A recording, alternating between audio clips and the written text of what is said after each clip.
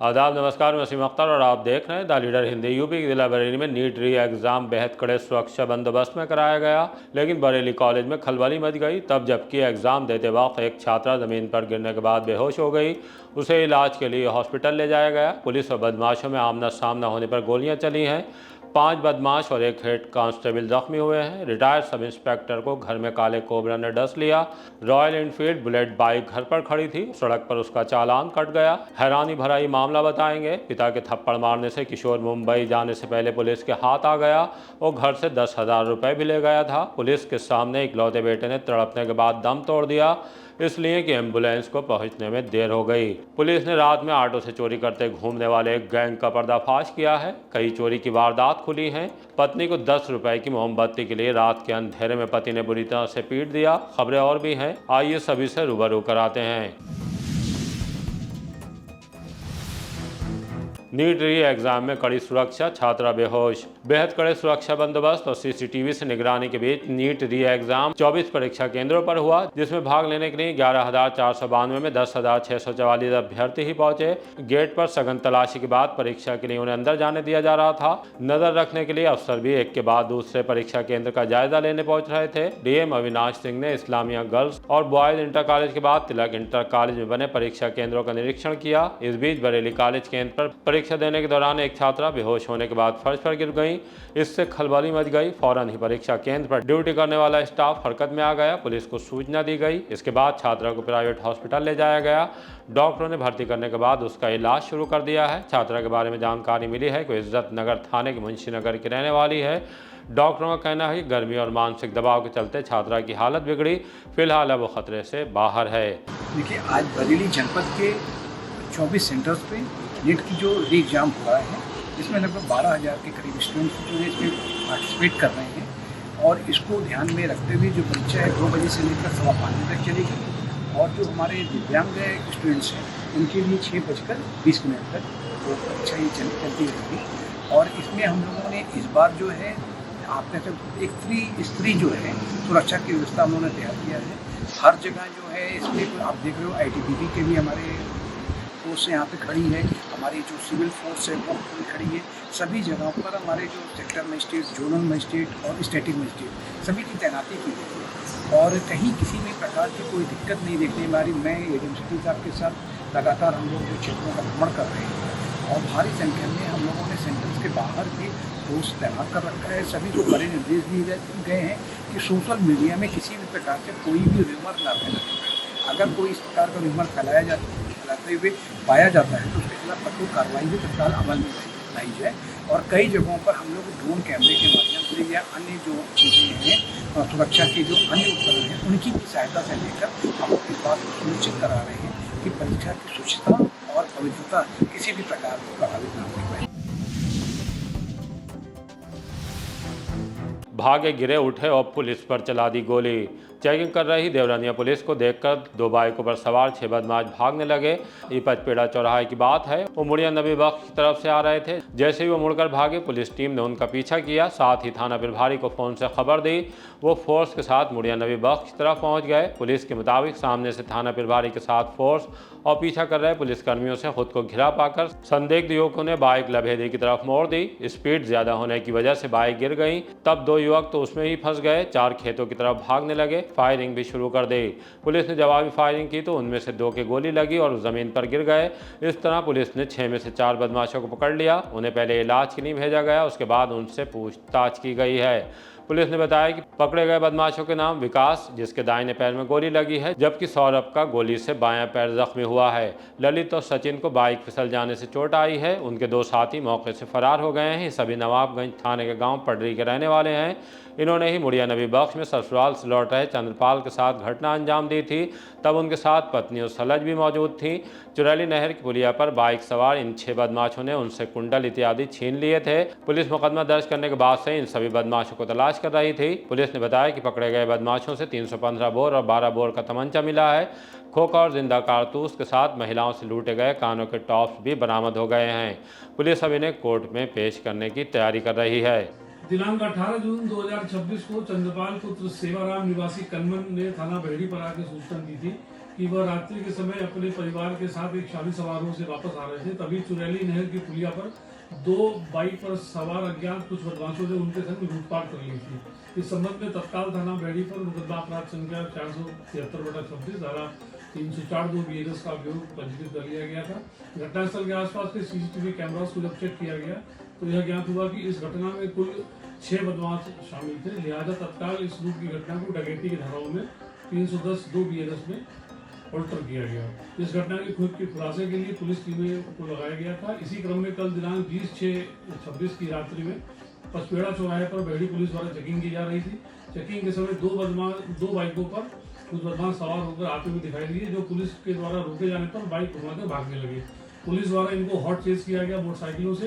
रास्ते में आगे से जब पुलिस पार्टी द्वारा इनको इंटरसेप्ट किया गया तो मुड़िया नवी बस के चौराहे पर इनकी बाइक फिसल गई। वहां से ये बाइक छोड़कर भागने लगे और पुलिस पार्टी पर जान से मारने की नीयत से फायरिंग करने लगे। पुलिस द्वारा की गई आत्मरक्षा फायरिंग में 4 बदमाश मौके पर घायल अवस्था में पकड़े गए हैं। इनमें से विकास और सौरभ नाम के 2 बदमाशों को पैर में गोली लगी है। ललित और सचिन नाम के 2 बदमाश भी घायल हो गए हैं। मौके से हरदेव और विवेक नाम के 2 बदमाश फरार हो गए हैं। इन अभियुक्त लोगों के कब्जे से लूटा गया टॉप्स, 2 मोटरसाइकिल, घटना में प्रयुक्त 3 तमंचे, 2 315 बोर, 1 12 बोर, खोखा, कारतूस आदि सामान बरामद हुआ है। इस समस्त घटनाक्रम के संबंध में तत्काल थाना बेहड़ी पर BNS की सूचना धाराओं में अभियोग दर्ज किया जा रहा है। घायल बदमाशों को उपचार के लिए जिला अस्पताल रवाना कर दिया गया है। 25,000 इनामी पर भी चलाई पुलिस ने गोली। आंवला पुलिस की एक बदमाश से दिन के उजाले में मुठभेड़ हुई है। पुलिस ने बताया कि जब रेवती तिराहे पर ट्यूबवेल के पास उसे पकड़ने की कोशिश की तो उसने गोली चला दी। इससे हेड कांस्टेबल रविशंकर घायल हो गए। जवाब में पुलिस के गोली चलाने से उसके दोनों टखने छलनी हो गए। पुलिस उसे कांधों पर उठाकर गाड़ी तक लाई। उसके बाद इलाज के लिए जिला अस्पताल पहुंचाया। उसका नाम संजय यादव है। पुलिस के मुताबिक उस पर अलग अलग थानों में 13 से ज़्यादा मुकदमे दर्ज हैं। गैंगस्टर एक्ट के तहत भी उस पर कार्रवाई हो चुकी है। रहने वाला आंवला में मोहल्ला ताड़गंज यादव वाली पुलिया का है।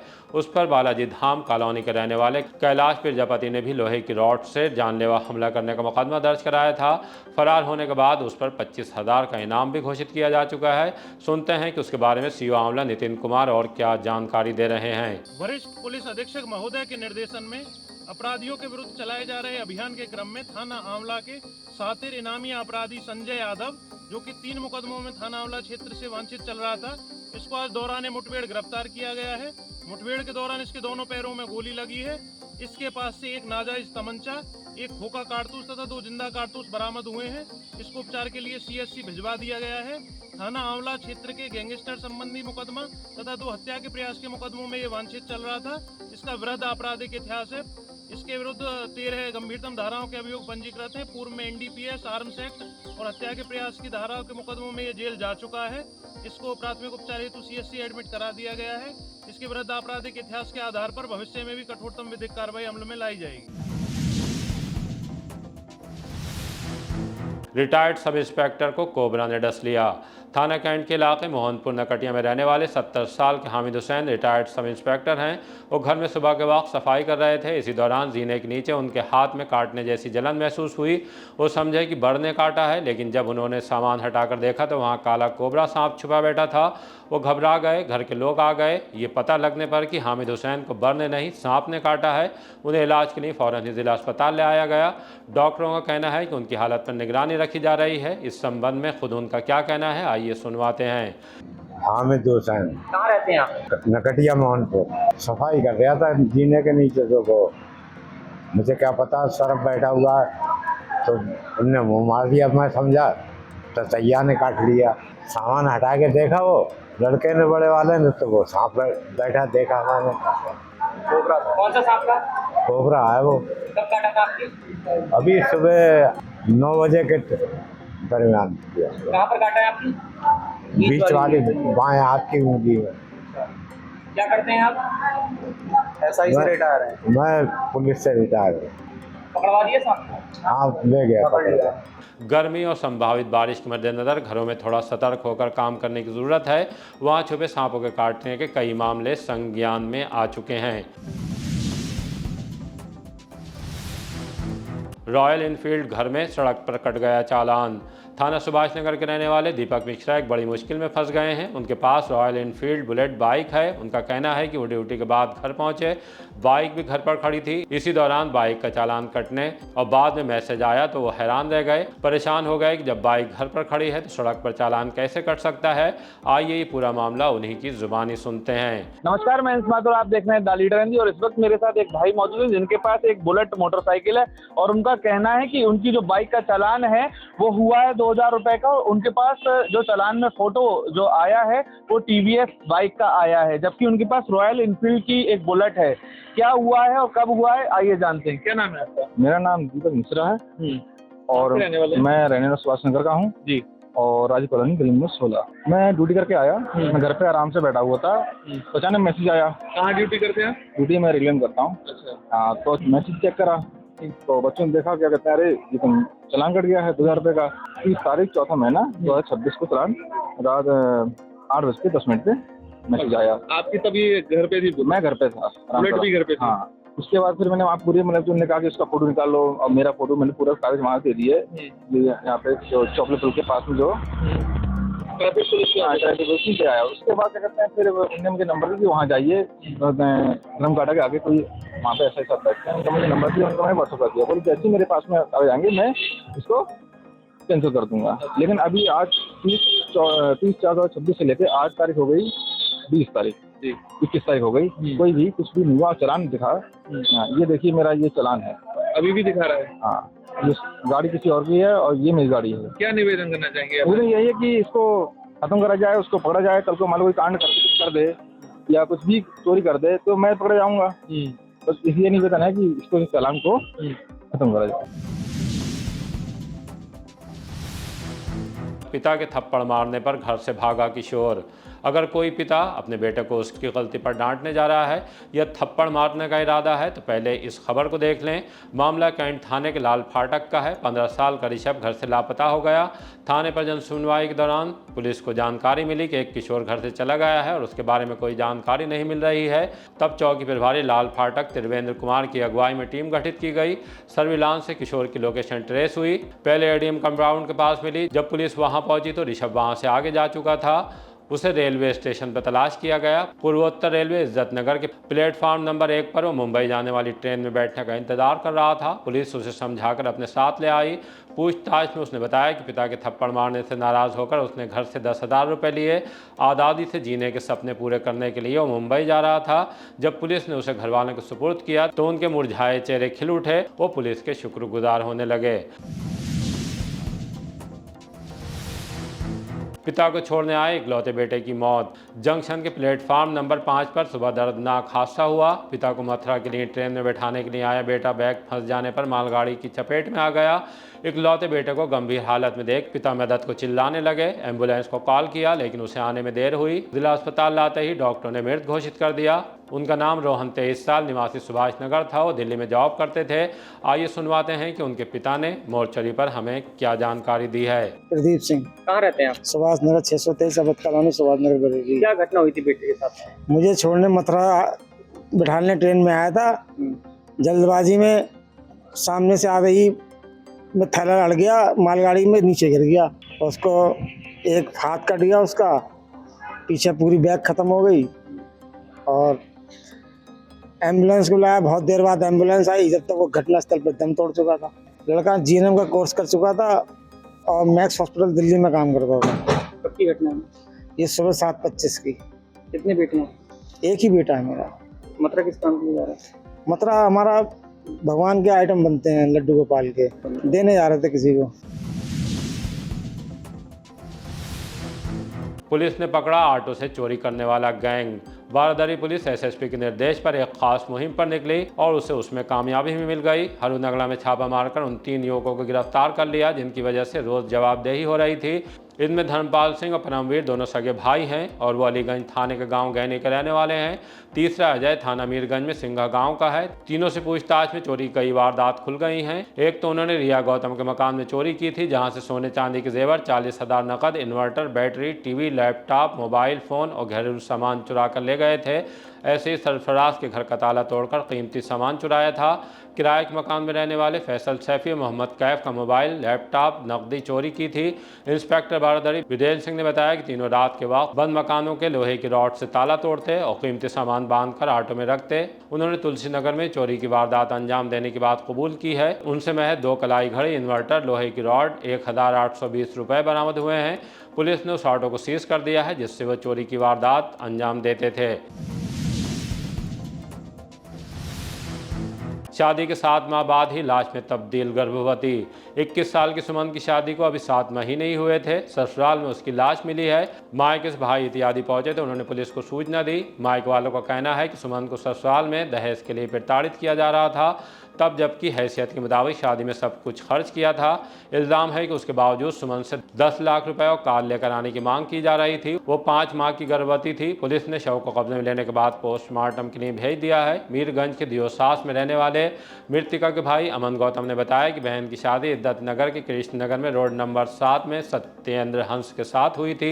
उनका कहना है कि पुलिस ने पति और सास को हिरासत में ले लिया है। अमन गौतम नाम है मेरा। कहाँ रहते हैं? दियोसास मीरगंज बरेली। क्या हुआ था बहन के साथ? क्या बहन के साथ जब से शादी हुई थी तो ये लोग प्रताड़ित कर रहे थे दहेज के लिए, गाड़ी के लिए।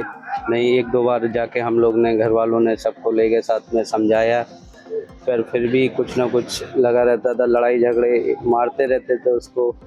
कई बार हुआ तो पता नहीं क्या हुआ, इन्हें मार के कल शाम को करीब सुबह के टाइम में किया है। पर हमको जो बताया है 12 से 1 बजे जब गए हैं तो वहाँ शव पाया हमने। कब शादी की थी बहन की आप? 22 नवंबर सन 2025। ये इज्जत नगर रोड नंबर 7। क्या नाम है? के सत्येंद्र हंस नाम है उनका। माता का नाम रामा देवी करके है। जो बड़ी बहन है उनकी, वो मॉर्निंग कल सुबह थी वहाँ पे, फिर उसके बाद चली गई हैं। पहले चली गई हैं, बाद में गई हैं, ये नहीं पता। अभी तक लड़का और लड़के की माँ है, वो वहाँ इज्जत नगर थाना इज्जत नगर में है। सिस्टर गर्भवती है, उसको भी इनने नहीं देखा है। किला में सवारियों ने ई रिक्शा चालक को पीटा। थाना सीबीगंज में सरोदय नगर के रहने वाले ई रिक्शा चालक का कसूर इतना है कि उसने सुबह सिटी स्टेशन से किला जाने के लिए बैठी सवारियों को वहां पहुंचा दिया। तब उन्होंने डेला पीट चलने की बात कही। वहां नहीं जाने की बात पर विवाद खड़ा हो गया। सवारियों ने किराया देने से इनकार कर दिया। पहले कहा सुनी होती रही, उसके बाद चलती ई रिक्शा में ही मारपीट शुरू कर दी। हाथ में घूसा मार देने से ई रिक्शा अनियंत्रित होकर पलट गया। तब दोनों सवारियां वहां से फरार हो गईं। सूचना मिलने पर पुलिस पहुंच गई। घायल नदीम 30 साल को पुलिस ने जिला अस्पताल पहुंचाया है। नदीम खान। कहाँ रहते हो? मैं रहता हूँ सरगोदू नगर। स्टेशन से मैंने सवारी बिठा ली थी 2-20 रुपए में, किले की, पेट्रोल पंप की। वहाँ जब आगे मैं पहुँचा तो मुझसे बोलेगा कि हमको जाना डेला पीर। मैंने भाई साहब डेला पीर नहीं जा रहा हूँ मैं। फिर क्या हुआ? बोले हमें डेला पीर कह के बैठे हैं। मैं सर जी मैंने नहीं गया, मैं आपको बाईपास छोड़ दे रहा हूँ, आप मुझे 10-10 रुपये दे देना, 20-20 में आए। मैंने 10-10 रुपये आपके बाईपास से डेला पीर तक लगाएंगे, 10-10 रुपये मुझे यहाँ छोड़ दो। बोले नहीं देंगे, ज़बरदस्ती करने लगे। इन्होंने मेरे 2-3 घूंसे मारे। तो मैंने इनसे कहा मैं थोड़ा सरबोजी सनूआ पड़ता है, मैंने वहाँ छोड़ूंगा, 1 रुपया मत देना मुझे, आप चाहे पैदल आ जाना चाहे कैसे आ जाना। इन्होंने इतनी देर में दोनों मेरे हाथ लेके स्टीयरिंग और टेढ़ा बेड़ा घुमाया इन्होंने, वहीं गाड़ी पलट गई सर जी। कहाँ पर पलटी थी गाड़ी? ये मिनी बाईपास से और किले के बीच में सर जी, पेट्रोल पंप के आसपास। अंधेरे में मोमबत्ती गली, पति ने पत्नी को पीटा। किला थाने गढ़ी चौकी में रहने वाली महिला जिला अस्पताल में इलाज कराने के लिए आई थी। उनके सिर और होठों पर पट्टी बंधी थी। घायल होने के संबंध में उनका कहना था कि पति ने रात 2:30 बजे शराब के नशे में 10 रुपए की मोमबत्ती के लिए मारपीट कर दी।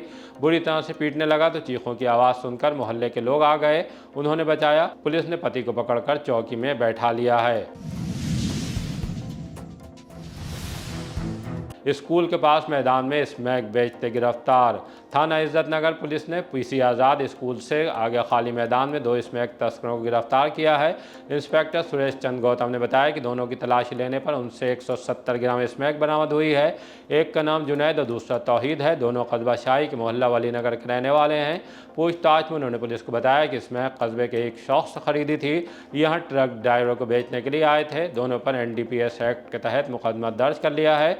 अब उन्हें कोर्ट में पेश किया जाएगा। स्पोर्ट्स स्टेडियम से पुलिस लाइन्स तक योगा। 12वें अंतर्राष्ट्रीय योगा दिवस पर स्पोर्ट्स स्टेडियम से पुलिस लाइन्स तक भीड़ योगासन करती दिखाई दी। मंत्री, विधायक, एमएलसी, जिला पंचायत अध्यक्ष, महापौर और सभी अफसरों ने योग किया। प्रशासन की तरफ से स्पोर्ट्स स्टेडियम में कार्यक्रम में कोलकाता से पीएम मोदी को लाइव सुना गया। यहाँ मंत्री धर्मपाल सिंह भी पहुंचे। इस मौके पर उन्होंने योग के साथ इसका विरोध करने वालों को नसीहत दी। ऐसे मौलानाओं के विरोध का आह्वान किया है। 12वें अंतर्राष्ट्रीय योग दिवस के अवसर पर बरेली जनपद और उत्तर प्रदेश के सभी उत्तर प्रदेश वासियों को बधाई। इस अंतर्राष्ट्रीय योग दिवस पर योग के प्रणेता माननीय नरेंद्र मोदी जी देश के प्रधानमंत्री हैं। मैं उन्हें बधाई देना चाहता हूं कि उन्होंने दुनिया में योग का जो महत्व है वो बताने का काम किया है। और आज यहाँ स्टेडियम में जिन लोगों ने योग में भाग लिया उनको शुभकामनाएं। और योग करने से वास्तव में जीवन स्वस्थ होता है और योग से ही हमारे जीवन के सारे अवगुण समाप्त होते हैं। ग्रह दोष, शनि, राहु, केतु सब समाप्त होते हैं और हमारा जीवन भी स्वस्थ होता है। इसलिए योग करिए। धन्यवाद। ये वो लोग हैं, सूर्य हमारे जीवन की रेखा है। सूर्य हमको एक तरीके से गर्मी देता है जीवन में। एक शरीर ठंडा पड़ जाएगा तो एक तरीके से सबके समान होगा। सूर्य को प्रणाम करना चाहिए।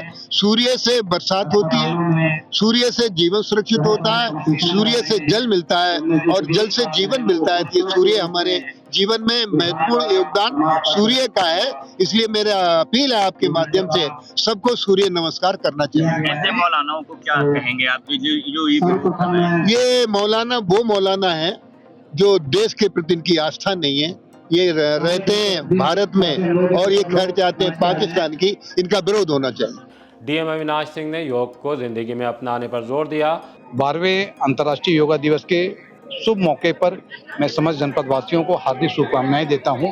अभी आप सभी लोगों ने स्पोर्ट्स स्टेडियम में आयोजित कार्यक्रम में माननीय प्रधानमंत्री जी का ऊर्जावान उद्बोधन कलकत्ता से सुना और आपने देखा सबने कि कैसे उन्होंने योग के बारे में बताया कि आज की इस भागती दौड़ती जिंदगी में योग का क्या महत्व है और किस प्रकार से योग के माध्यम से है हम शारीरिक और मानसिक रूप से अपने को फिट रख सकते हैं। तो मैं उसी में माननीय प्रधानमंत्री जी के इस ऊर्जावान उद्बोधन में ही के माध्यम से आप सब लोगों से भी अपील करना चाहूँगा कि आप सभी लोग योगा 365 के तर्ज पर डेली प्रतिदिन अपनी दिनचर्या में योगा को शामिल करिए, स्वस्थ रहिए और अपनी काया को निरोगी रखिए। आइए आपको योग का नज़ारा दिखाते हैं। श्वास गहरी और लंबी रिलीज करेंगे। उत्तान मंडूकासन का अभ्यास। ये गर्दन पीछे की ओर, श्वास छोड़ते हुए चिन को चेस्ट से लगाने का प्रयास करें। श्वासों को सामान्य रखते हुए गर्दन को सामने रखेंगे। अगला अभ्यास करेंगे गर्दन को दाएं से बाएं झुकाना। श्वास छोड़ते हुए लेफ्ट साइड, श्वास लेते हुए सेंटर में, श्वास लेते हुए राइट साइड। दोनों कोनियां सीधी रहेंगी, हाथ खींचे हुए वापस आए, श्वास को छोड़ते हुए। फिर हमने श्वास को भरा, हाथों खींचा लेफ्ट साइड